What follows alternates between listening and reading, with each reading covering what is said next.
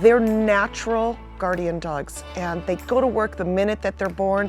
They stay with the flock, they protect the flock, and without them, we may not have as many sheep.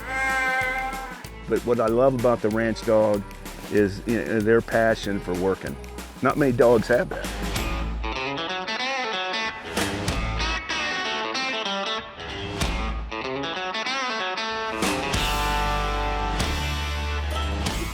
My name is Addi Schmersal. I'm from Scottsdale, Arizona.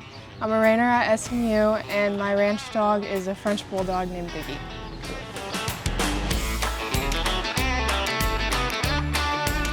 After I'm done riding today, we'll probably go into town and go to Starbucks, and Biggy will get his treat. He'll get a pup cup. I mean, he has a really wide nose, and the little cups they give aren't big enough for his nose, so it just goes all over his face. It's ended up all over my car one time. He gets very messy with it.